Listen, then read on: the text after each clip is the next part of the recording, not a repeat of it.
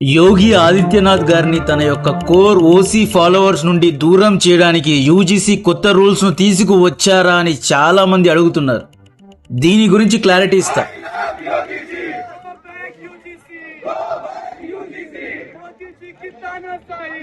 BJP అంటే బ్రాహ్మణ party, OC party, బనియా పార్టీ, ఠాకూర్ పార్టీ, క్షత్రియ పార్టీ అనే ఒక ఓసీ ఇమేజ్ ను వైట్ వాష్ చేయడానికి బీజేపీ కొత్త రూల్స్ తీసుకువచ్చిందా అనేది second question.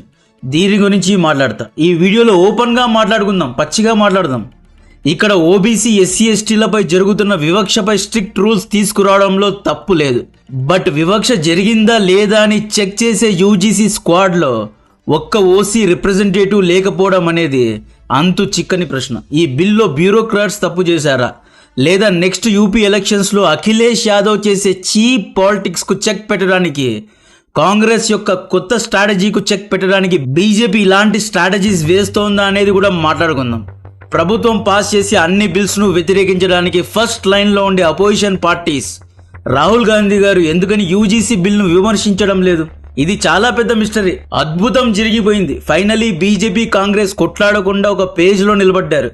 Rohit Vemula, Payal తడ్వి suicide తర్వాత స్ట్రిక్ట్ యాంటీ డిస్క్రిమినేటరీ లాస్ తీసుకురావాలి అని ఉద్యమం చేసిన అపోజిషన్ పార్టీ నాయకులు రాహుల్ గాంధీ గారు కర్ణాటక సీఎంకు లెటర్ రాసి మరి ఓబీసీ, ఎస్సీ, ఎస్టీలపై వివక్ష తగ్గించడానికి రోహిత్ వేముల యాక్ట్ తీసుకురావాలి అని ప్రతిపాదించిన రాహుల్ గాంధీ గారు ఈ బిల్ కు ఎందుకు సపోర్ట్ చేయడం లేదు? సుప్రీం కోర్టులో నిన్న ఈ కొత్త రూల్స్ పై స్టే విధించారు, హోల్డ్ లో పెట్టారు. దీని తర్వాత కూడా ఎందుకని ఎవరూ ప్రొటెస్ట్ చేయడం లేదు? డైరెక్ట్ క్వశ్చన్, ఓబీసీ, ఎస్సీ, ఎస్టీలపై నిజంగా బీజేపీ, కాంగ్రెస్ పార్టీకు చిత్తశుద్ధి ఉందా? ఇలాంటి రూల్స్ కాంగ్రెస్ పార్టీ కర్ణాటకలో నెక్స్ట్ అసెంబ్లీ సెషన్ లో ప్రవేశపెట్టాలి అనుకుంది. తెలంగాణలో కూడా రోహిత్ వేముల యాక్ట్ అని చెప్పి డిస్క్రిమినేటరీ బిల్ ను తీసుకురావాలి అనుకుంటున్నారు. కాంగ్రెస్ కంటే ముందే బీజేపీ సడన్ గా యూజీసీ న్యూ రూల్స్ ను ఎందుకు పాస్ చేయాల్సి వచ్చింది? కాంగ్రెస్ ప్రతిపాదించిన బిల్ను బీజేపీ పాస్ చేసిందా? ఈ మొత్తం ఫియాస్కోలో మనం యాజ్ ఎన్ సిటిజన్ అర్థం చేసుకోవాల్సింది, మనల్ని ఓట్స్ కోసం డివైడ్ చేస్తున్నారు. మనలో చాలా మంది కూడా జాతిని చూసి, రిలీజియన్ను చూసి మనోడా కాదా అని చెక్ చేసి ఓటు వేస్తున్నారు. యదా రాజా తదా ప్రజ. సరిపోయింది. బీజేపీ, కాంగ్రెస్ పార్టీ ఆడుతున్న చెస్ గేమ్ ఇది. ఈ గేమ్లో పావులు అవుతారా లేదా రాజులు అవుతారా అనేది మీ విఘ్నతకే వదిలేస్తున్నా. యూనివర్సిటీ గేట్స్ దాటి డబ్బు సంపాదించే యుద్ధ భూమిలో దిగిన తర్వాత రెండే కులాలు ఉంటాయి. ఒకటి స్కిల్ ఉన్నోడు, రెండు స్కిల్స్ లేనోడు. మీ దగ్గర స్కిల్స్ ఉంటే ప్రపంచంలో ఎక్కడైనా సంపాదించగలరు. కాలేజ్ అండ్ యూనివర్సిటీస్కు జస్ట్ స్కిల్స్ ను సంపాదించడానికే వెళ్ళండి. రాజకీయాల్లో పావుల్లాగా మారొద్దు. గేమ్ను చాలా సింపుల్గా ఎక్స్ప్లెయిన్ చేస్తా. యూజీసీ అనేది సెంట్రల్ గవర్నమెంట్ కింద ఉన్న ఒక statutory body. University grant commission యొక్క పని యూనివర్సిటీ అండ్ కాలేజెస్లో రూల్స్ అండ్ రెగ్యులేషన్స్ను పెట్టడం, ఎడ్యుకేషన్ పాలసీను తీసుకురావడం, కొత్త యూనివర్సిటీస్ అండ్ కాలేజెస్ను అప్రూవ్ చేయడం, అఫిలియేషన్ ఇవ్వడం. క్రికెట్లో ఐసీసీ ఎలాగో ఇండియన్ ఎడ్యుకేషన్లో యూజీసీ అలాగనమాట. ఐసీసీ ఎలాగైతే కొత్త రూల్స్ను పెడుతుంది, కొత్త టీమ్స్ను అప్రూవ్ చేస్తుందో, మిస్కండక్ట్ చేసిన వాళ్ళపై యాక్షన్ తీసుకుంటుందో, సేమ్ యూజీసీ కూడా చేయాలి. ఇయర్ 2012లో UGC anti discriminatory guidelines ను ప్రవేశపెట్టింది. అప్పట్లో ఎస్సీ, ఎస్టీ కేటగిరీపై ఓబీసీ లేదా ఓసీ వివక్ష చూపిస్తే, అరే నువ్వు నల్లగా ఉన్నావురా, నీకు రిజర్వేషన్ లో సీట్ వచ్చింది, నువ్వు కొండ లోయల నుండి వచ్చావు, ఇలా వివక్ష చూపిస్తూ మాట్లాడి హట్ చేసి, ఒకవేళ అతను సూసైడ్ చేసుకున్నా లేదా బాధపడ్డా కూడా, ఈవెన్ ర్యాగింగ్ చేస్తే కూడా యూజీసీ యాక్షన్స్ తీసుకునే. అయితే యాక్షన్స్ స్ట్రిక్ట్ గా ఉండేవి కావు. కంప్లైంట్ ఇస్తే ఇమీడియట్ గా రియాక్షన్ ఉండేది కాదు. వివక్ష కాబడిన స్టూడెంట్ చదివి యూనివర్సిటీపై ఫైన్స్ పడేవి కావు. లైట్ గానే అన్ని రూల్స్ ఉండేవి. 2016 జనవరిలో మన యూనివర్సిటీ ఆఫ్ హైదరాబాద్ లో పిహెచ్డి చదివే రోహిత్ వేముల అనే స్టూడెంట్, ఈయన అంబేద్కర్ స్టూడెంట్ అసోసియేషన్ లో పాలిటిక్స్ లో యాక్టివ్ గా ఉండేవారు. Right wing ABVP student group తో గొడవలు జరిగాయి. స్టూడెంట్ గొడవల్లో రాజకీయం ఎంట్రీ ఇచ్చింది local BJP MP Bandaru Dattatreya గారు అనుకుంటా. ఈయన కేంద్రానికి కంప్లైంట్ ఇచ్చారు. అప్పటి BJP union minister Smriti Irani రంగంలో దిగి Rohit Vemula and his friends ను కాలేజ్ హాస్టల్ మెస్ నుండి సస్పెండ్ చేశారు. ఈ అవమానంతో వేముల సూసైడ్ చేసుకున్నారు. అప్పట్లోనే Congress party OBC, SC, ST anti discriminatory rules ను గట్టిగా చేయాలి, చాలా స్ట్రిక్ట్ రూల్స్ ను తీసుకురావాలి అని డిమాండ్ చేసింది. 2019లో ముంబై టోపీవాలా నేషనల్ మెడికల్ కాలేజ్లో చదివే ఎస్టీ అమ్మాయిపై తోటి ఓసీ అమ్మాయిలు అనుకుంటా హరాస్ చేశారు. పాయాలని చెప్పి ఆ అమ్మాయి సూసైడ్ చేసుకుంది. ఆ తర్వాత సుప్రీంకోర్టు రంగంలో దిగి యూజీసీను పిలిచి స్పాట్లో పెట్టి స్ట్రిక్ట్గా ఈక్వాలిటీ అండ్ యాంటీ డిస్క్రిమినేటరీ రూల్స్ను తీసుకురావాలి అని ఆదేశాలు ఇచ్చింది. 2025లో స్పెషల్గా కాంగ్రెస్ పార్టీ కర్ణాటకలో రోహిత్ వేముల యాక్ట్ను తీసుకురావాలి అని చెప్పారు. ఓబీసీ ఎస్సీ ఎస్టీను ఒప్రెస్డ్ కేటగిరీలో పెట్టి రూల్స్ను తీసుకురావాలి అనుకున్నారు. అసెంబ్లీలో ఇంకొన్ని నెలల్లో డ్రాఫ్ట్ బిల్ ప్రవేశపెట్టనున్నారు. నెక్స్ట్ అసెంబ్లీ సమావేశంలో దీని గురించి డిబేట్స్ జరగనుంది. ప్లాట్ ట్విస్ట్ ఏంటి అంటే కర్ణాటకలో 35 to 40% ఓసీ పాపులేషన్ ఉన్నారు. మ్యాథమెటిక్స్ ఏంటి అంటే కర్ణాటకలో లింగాయత్ 17%, ఒక్కలిగా 15%, టోటల్ 32% ఓసీ ఉన్నారు. ఈ బిల్ పాస్ అయితే ఓసీ కన్సాలిడేట్ అయ్యి బీజేపీకి ఓటు వేస్తారు. ఓబీసీ ఓటర్స్ ఫ్లిప్ అవుతారు. కాంగ్రెస్ పార్టీపై యాంటీ ఇన్కంబెన్సీ యాడ్ అయ్యి కాంగ్రెస్ ఓడిపోయే ప్రమాదం ఉంది. రాజకీయ నాయకులకు ఓబీసీ ఎస్సీ ఎస్టీలపై ప్రేమ లేదు, ఓసీలపై అసలే లేదు. వీళ్ళు తమను తాము ప్రేమించుకుంటారు. ఒకవేళ కర్ణాటకలో 10% ఓసీ పాపులేషన్ ఉంటే ఇప్పటికే రోహిత్ వేముల బిల్ పాస్ అయి ఉండేది. తెలంగాణ ఎన్నికల సమయంలో Congress party Rohit Vemula bill pass చేస్తామని హామీ ఇచ్చింది. బట్ తెలంగాణలో ప్రభుత్వంలో ఉన్న కాంగ్రెస్ పార్టీ అండ్ అపోజిషన్ పార్టీస్లో 50% వరకు ఓసీ ఎమ్మెల్యేసే ఉన్నారు. January 17th బట్టి విక్రమార్క గారు రోహిత్ వేముల మదర్తో మాట్లాడి రోహిత్ వేముల బిల్ను పాస్ చేస్తానని హామీ ఇచ్చారు. తెలంగాణలో పాస్ అయ్యే అవకాశాలు ఉన్నాయి. అగైన్ తెలంగాణలో 50% ఎమ్మెల్యే సీట్స్ ఓసీలకే ఇచ్చారు. ఎమ్మెల్యే ఎంపీ సీట్స్ విషయంలో కనబడని వివక్ష స్టూడెంట్స్ విషయంలో ఎందుకు కనిపిస్తోంది? అగైన్ తెలంగాణ మ్యాథమెటిక్స్ చూస్తే తెలంగాణలో 13% మాత్రమే ఓసీ ఉన్నారు, 46% ఓబీసీ ఉన్నారు, 27% ఎస్సీ అండ్ ఎస్టీ ఉన్నారు, 10% ముస్లిం. ఓబీసీ ఎస్సీ ఎస్టీ ముస్లిం ఓట్స్ను కన్సాలిడేట్ చేస్తే ఎన్నికల్లో కాంగ్రెస్ పార్టీ గెలుస్తుంది. ఎవరిపై ప్రేమతో రోహిత్ వేముల బిల్ రావడం లేదు. It's an all party interest. ఇక్కడ ఓబీసీ ఎస్సీ ఎస్టీ ప్రజలు ఎమ్మెల్యే ఎంపీ సీట్స్లో ఈక్వల్ రిప్రజెంటేషన్ ఎందుకు లేదు అని అడగాలి. నెక్స్ట్ బీజేపీ పార్టీ దగ్గరకు వద్దాం. రాజకీయం అనేది చెస్ బోర్డ్ లాంటిది. కాంగ్రెస్ పార్టీ యొక్క ఇంతకు ముందు చెక్మేట్ స్ట్రాటజీ ఏంటి అంటే ముస్లిం ఎస్సీ ఎస్టీ ఓట్స్ను కన్సాలిడేట్ చేసి ఓబీసీ ఓట్స్ను చీల్చాలి అనుకున్నారు. బట్ 2019-2024లో ఈ స్ట్రాటజీ ఫెయిల్ అయింది. నెక్స్ట్ వీళ్ళు స్ట్రాటజీ మార్చుకున్నారు. పిఎం మోడీ ఓబీసీ కాబట్టి కొత్తగా ఇప్పటి నుండి వీళ్ళు OBC SC ST and obviously Muslims ను కన్సాలిడేట్ చేసి గెలవాలి అనుకుంటున్నారు. Congress strength Muslims. మన ముస్లిం సోదరులు చాలా అంటే చాలా లాయల్ గా కాంగ్రెస్ కి ఓటు వేస్తారు. ఏమైనా జరగని లాయల్ ఫ్యాన్ బేస్ అన్నమాట. 2029లో ఇది వర్కౌట్ అయితే రాహుల్ గాంధీ గారు పీఎం అవుతారు. బీజేపీ చెక్మేట్ ఏంటి అంటే ఓసీ కోర్ ఓటర్స్ ను అలాగే పెట్టుకొని ఓబీసీను డివైడ్ చేసి ఎస్సీ ఎస్టీ నుండి వచ్చిన వాళ్లకు పెద్ద పెద్ద పోస్టులు ఇచ్చి రామ్నాథ్ కోవింద్ గారు, ద్రౌపది ముర్ము గారు ఇద్దరు లెజెండ్సే. No doubt, I love both of them.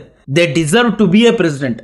But between the lines BJP కూడా ఎస్సీ ఎస్టీను కంఫర్టబుల్ చేయడానికే వీళ్ళను అపాయింట్ చేసింది అనుకోవచ్చు. కాంగ్రెస్ ముస్లిం ఓట్స్ ను చీల్చడానికి బీజేపీ దేవబందీ ముస్లింస్ ను సంతోషపెడుతుంది. ముస్లిం రీజనల్ పార్టీలకు కూడా సపోర్ట్ చేస్తుంది. బీజేపీ స్ట్రెంగ్త్ ఏంటి అంటే డెవలప్మెంట్. బీజేపీ ఫ్రీ స్కీమ్స్ ద్వారా ఓబీసీను అట్రాక్ట్ చేస్తుంది. ఓబీసీను సంతోష పెట్టడానికి ఫ్రీ స్కీమ్స్, లాభార్థి ఉచిత పథకాలు ఇవన్నీ చేస్తుంది.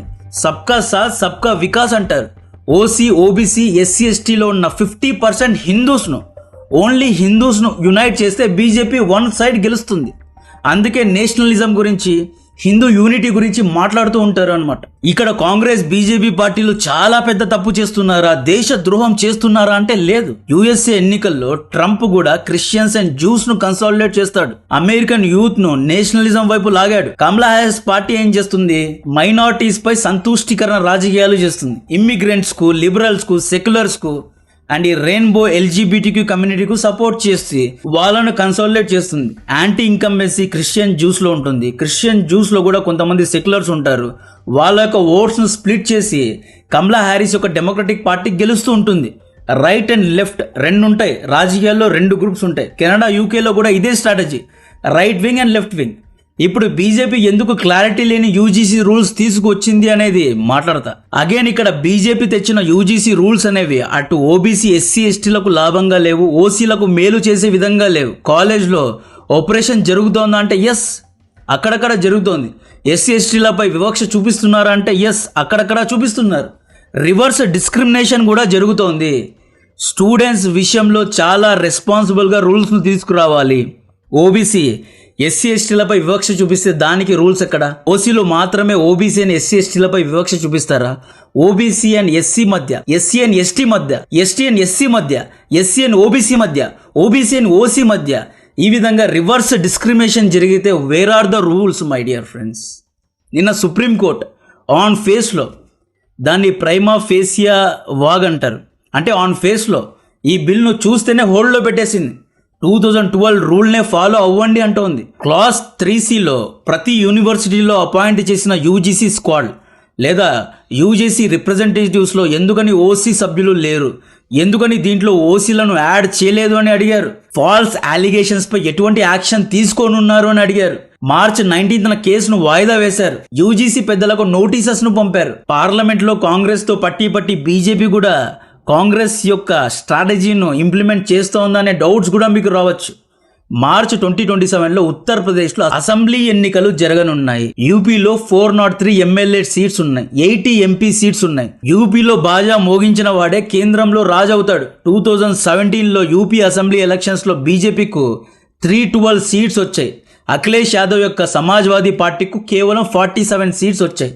నెక్స్ట్ జరిగిన 2019 సెంటర్ ఎలక్షన్స్లో టోటల్ 80 ఎంపీ సీట్స్లో బీజేపీకు 62 సీట్స్ వచ్చాయి.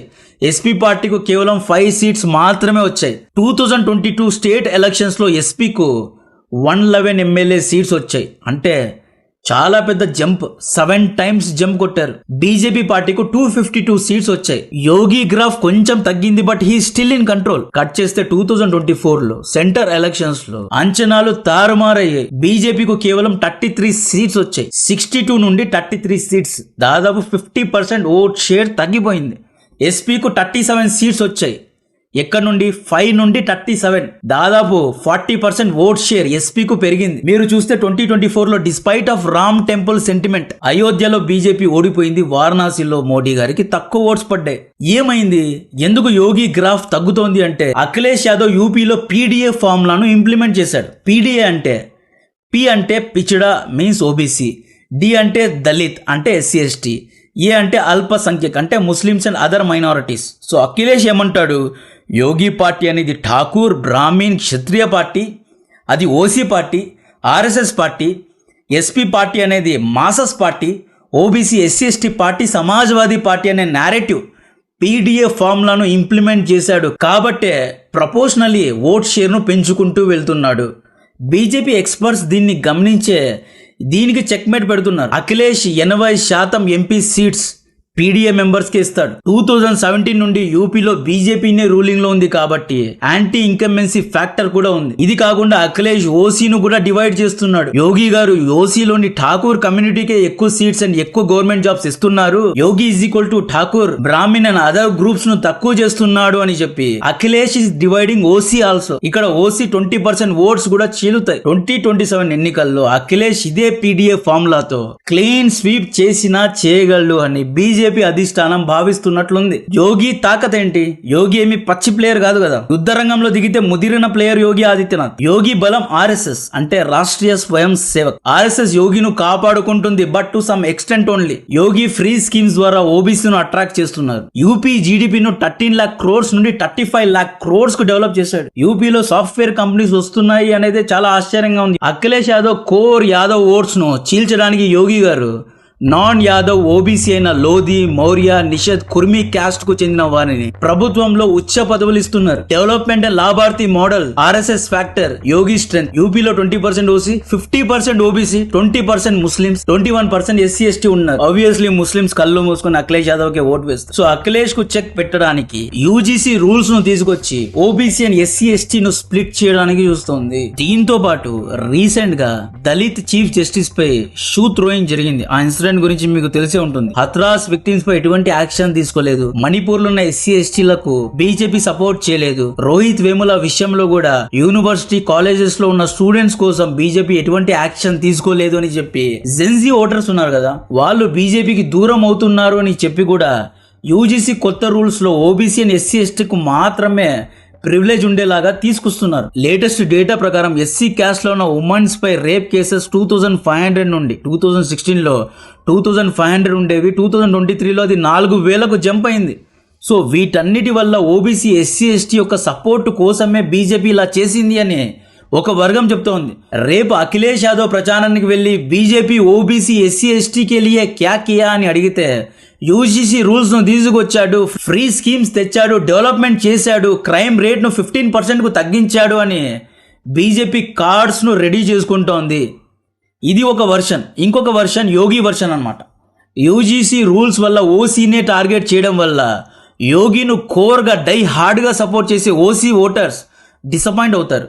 యోగికి ఓటు వేరు. 2027లో యోగి ఓడిపోతాడు. 2029 ఎంపీ ఎలక్షన్స్లో మొత్తం పవర్ మోడీ అని షా దగ్గరకు వెళ్ళిపోతుంది. అలా వెళ్ళిపోవాలి అని చెప్పే, యోగిను తగ్గించాలి అని చెప్పే ఇలాంటి ఒక రూల్స్ను సడన్గా తీసుకొచ్చారు. యోగి యొక్క main Thakur and other OC ఓటర్స్ను రెచ్చగొట్టే విధంగా, యోగి నుండి దూరం చేసే విధంగా ఉంది అని కొంతమంది అంటే యోగి సపోర్టర్సే చెప్తున్నారు అనమాట. యోగిను ఇప్పుడు గనక తగ్గించకపోతే రేపు ఈయన పిఎంఐ కూర్చుంటాడు అని చాలామంది భావిస్తున్నారు. పిఎం మోడీ తర్వాత నెక్స్ట్ పిఎం ఎవరు అంటే చాలామంది యోగి అనే అంటారు. యాక్చువల్లీ అమిత్ షా గారికి చాలా టాలెంట్ ఉంది. బట్ అమిత్ షా గారి కంటే ఒక 1% యోగి గారిపైనే యూజీసీ కొత్త రూల్స్ తర్వాత ఉత్తరప్రదేశ్లో భూకంపమే వచ్చింది. ఓసీ యొక్క చాలా మంది ప్రొటెస్ట్ చేశారు. శ్యామ్ సుందర్ త్రిపాఠి బీజేపీ యొక్క కిసాన్ మోర్చాకు ఈయన ప్రెసిడెంట్. ఈయన ఏం చేశారు అంటే ఈయన నరేంద్ర మోడీ గారికి లెటర్ రాసి బ్లాక్ లాస్ అని చెప్పి ఈయన రిజైన్ చేశారు. ఈవెన్ అయోధ్యలో ఉన్న ఎస్సీ ఎస్టీ యొక్క బీజేపీ పెద్దలు ఉంటారు కదా, వాళ్ళు కూడా ఈ కొత్త రూల్స్ అనేవి వివక్షభరితంగా ఉన్నాయి అని చెప్పి రిజైన్ చేస్తున్నారు. చాలామంది ఓసీ యొక్క సంఘాలు పెద్దలందరూ ప్రొటెస్ట్ చేస్తున్నారు. 2027లో యోగిను దించి ఓబీసీ ఎస్సీ ఎస్టీ యొక్క సపోర్ట్తో 2029లో గెలవాలి అని మోడీ షా ప్లాన్ చేస్తున్నారు అనేది సెకండ్ వర్షన్. థర్డ్ వర్షన్, యోగి చరిస్మా యూపీలో తగ్గుతోంది కాబట్టి యోగిను సైడ్ లైన్ చేస్తున్నారు. 2017లో యోగి యొక్క స్థాయి వేరుగా ఉండేది. 2022లో కొంచెం తగ్గాడు. 2027లో ఇంకా తగ్గిపోతాడేమో అని భయపడి, యూపీలో గెలవకపోతే సెంటర్లో ప్రభుత్వాన్ని స్థాపించలేమో అని భయపడి యోగి యొక్క స్ట్రాటజీస్ ఫెయిల్ అవుతున్నాయి అని చెప్పి ఓబీసీ ఎస్సీ ఎస్టీ వైపు వెళ్లారా అనేది థర్డ్ వర్షన్. ఇండియాలో రాజకీయాలు ఇలాగే జరుగుతాయంటే యూజీసీ రూల్స్ వల్ల ఎవరికీ లాభం లేదు. ఎన్ని రూల్స్ పెట్టినా యూనివర్సిటీస్ లో కాలేజెస్ లో డిస్క్రిమినేషన్ అనేది జరుగుతూనే ఉంటుంది. స్టూడెంట్స్ ఈ రాజకీయాల గురించి ముందుగానే తెలుసుకోవాలి. మీ భవిష్యత్తు మీ చేతుల్లోనే ఉంది. బాగా చదువుకోండి, మంచి ఉద్యోగం లేదా వ్యాపారం చేయండి. మీ తరపున ఎవరూ బ్యాటింగ్ చేయరు. మీరు ఏ క్యాస్ట్ అయినా ఏ రేస్ అయినా రెస్పెక్ట్ ఎవ్రీవన్. నేను స్టూడెంట్గా ఉన్నప్పుడు వీడు ట్యూబ్లైట్ రా, వీడికి టాలెంట్ లేదురా, వీడు లేజీ అనుకున్న వాళ్ళందరూ కోట్లలో డబ్బులు సంపాదిస్తున్నారు. వీడెందుకు పనికిరాడు అనుకున్న వాళ్ళు వైస్ ప్రెసిడెంట్స్ అయ్యారండి. ఇంజనీరింగ్ చదివి వేరే ఫీల్డ్స్లో కోట్లలో సంపాదించే వాళ్ళు ఎంతోమంది ఉన్నారు. ర్యాగింగ్, వివక్ష వల్ల ప్రాణాలు తీసుకోవడం అనేది పాపం. మీ ప్రాణాలతో రేపు దినాల రాజకీయ నాయకులు రాజకీయం చేసే స్థాయికి వెళ్ళకండి. హ్యాపీగా యూనివర్సిటీస్లో ఎంజాయ్ చేయండి, అందరితో కలిసి కట్టుగా ఉండండి, హ్యాపీగా ఎగ్జిట్ అవ్వండి. యూజీసీ బిల్లో ఫీలింగ్స్ హర్ట్ చేస్తే కేసు వేయచ్చు అంట. What are that feelings? Specify the feelings. Favourite hero film బాగాలేదు అన్న ఫీలింగ్స్ హర్ట్ అవుతాయి. ఫాల్స్ కంప్లైంట్ ఇచ్చిన వాళ్లకు ఎటువంటి శిక్ష వేస్తున్నారు అనే క్లారిటీ ఎక్కడా ఇవ్వలేదు.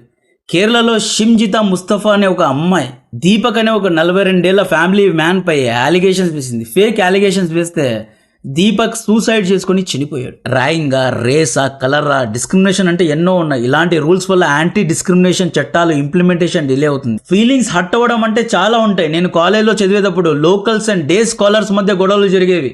మహేష్ అండ్ పవన్ ఫ్యాన్స్ కొట్టుకు సచ్చేవారు. అమ్మాయిల కోసం గొడవలు జరిగేవి. ర్యాగింగ్ విషయంలో గొడవలు జరిగేవి. సిఎస్సి అండ్ మెకానికల్ ఈ ఇద్దరి మధ్య గొడవలు జరిగేవండి. ఈసీ అండ్ ఐటీ మధ్య గొడవలు జరిగేవి. అంటే డిపార్ట్మెంట్ మధ్యలో గొడవలు జరిగేవి. కాలేజ్ యానివర్సరీ సమయంలో క్రికెట్లో, కబడ్డీలో అంపైరింగ్ సరిగ్గా చేయలేదు అని చెప్పి కొట్టుకున్నారు. It's not only about OC versus others. Students మధ్య ఎన్నో విషయాల్లో వివక్షలు, గొడవలు జరుగుతూనే ఉంటాయి. యూజీసీ న్యూ రూల్స్ వల్ల ఇంకా గొడవలు పెరిగే అవకాశాలు ఉన్నాయి. ఊరికే ఫీలింగ్స్ హర్ట్ అవుతాయని చెప్పి కేసు పెట్టడం కరెక్ట్ కాదు. అండ్ ఈ రూల్స్ ను ప్రవేశపెట్టే ముందు OBC leaders, SC representatives, ST voices, general category experts, government experts లేదా సుప్రీం కోర్ట్ లేదా రిటైర్డ్ హైకోర్టు జడ్జెస్ ను వీళ్ళందరినీ కూర్చోబెట్టి డిబేట్స్ చేసి స్పెసిఫై ద డిస్క్రిమినేషన్ అండ్ శిక్ష ఎలా ఉంటుంది, రిప్రజెంటేషన్ కూడా కరెక్ట్ గా ఉండాలి. సో ఈ విధంగా ప్రాపర్ గా రూల్స్ ను తయారు చేసి ఉంటే బాగా ఉంటుంది అని చాలామంది భావిస్తున్నారు. యాక్చువల్లీ నేను యూజీసీ అంటే వేరే టాపిక్ మీద వీడియో చేయాలి అనుకున్నా. యూజీసీ అంటే యురానియం, గ్యాలియం అండ్ సీరియం, ఈ మూడు అనేది rare earth minerals. China 1980s నుండి వీటిని తయారు చేసి ప్రపంచంలో దాదాపు 90% rare earth mining and processing China చేతిలో ఉంది. మొన్న డొనాల్డ్ ట్రంప్ చైనాపై 245% టారిఫ్ వేశాడు. చైనా భయపడలేదు. చైనా ఒక్కటే చెప్పింది, మేము రేర్ ఎర్త్ మినరల్స్ను ఏ ఒక్క దేశానికి ఎక్స్పోర్ట్ చేయమని బెదిరించింది. రేర్ ఎర్త్స్ లేకపోతే ఈవీ కార్స్కు బ్యాటరీస్ను తయారు చేయలేం. ఈ మధ్య 5th జనరేషన్ ఎయిర్ క్రాఫ్ట్స్ అంటూ ఉన్నారు. ఆ ఎయిర్ క్రాఫ్ట్స్కు స్టెల్త్ అనేది తయారు చేయలేం. మిజైల్స్, రాడార్స్, జీపీఎస్, డ్రోన్స్ అంటున్నాం. ఈ డ్రోన్స్కు కావాల్సిన GPS and sensitive radars and చిప్స్కు కూడా రేర్ ఎర్త్స్ కావాలి. మనం వాడే టీవీ నుండి సెల్ ఫోన్ వరకు, మనం వాడే వాషింగ్ మిషన్ నుండి ల్యాప్టాప్ వరకు అన్నిటికీ కావాల్సిన సెమీ కండక్టర్ చిప్ను తయారు చేయడానికి కూడా రేర్ ఎర్త్ మినరల్స్ కావాలి. ప్రపంచంలో 100 రేర్ ఎర్త్స్ తయారైతే అందులో 90 చైనా నుండి వస్తాయి. ఇండియా రేర్ ఎర్త్ మైనింగ్లో అండ్ దీని యొక్క ప్రాసెసింగ్లో డబ్బులను ఇన్వెస్ట్ చేయాలి. మన టైంను రేర్ ఎర్త్స్ మైనింగ్ ఎలా చేయాలి, బాక్సైట్ మైనింగ్ ఎలా చేయాలి, కాలుష్యాన్ని తగ్గించి పొల్యూషన్ లేకుండా రేర్ ఎర్త్ మైనింగ్ ఎలా చేసి చైనాకు ఆల్టర్నేటివ్గా నిలబడాలి అనే రూల్స్ను మనం తీసుకురావాలి. యూజీసీ రేర్ ఎర్త్స్ గురించి సుప్రీంకోర్టు జడ్జి కూర్చోవాలి. దీని గురించి డిబేట్స్ జరగాలి. Caste, creed, religion, SC, ST, OC, OBC దీని గురించి మాట్లాడి అందరం టైం వేస్ట్ చేసుకోవడం కరెక్ట్గా. వివక్ష జరగడం లేదా అంటే జరుగుతోంది, అక్కడక్కడ జరుగుతోంది. ఇందులో ఎటువంటి సందేహం లేదు. రూల్స్ తెచ్చినా కూడా డిస్క్రైబ్, స్పెసిఫై కరెక్ట్గా ఉండాలి. ఏదో ర్యాండమ్గా రూల్స్ తీసుకొచ్చి హోల్డ్ చేస్తే ఎవరికి ఎటువంటి ఉపయోగం లేదు. కాంటెంట్ నచ్చితే వీడియోను లైక్ చేయండి, ఛానల్ను సబ్స్క్రైబ్ చేసి అందరికీ షేర్ చేయండి. జై హింద్.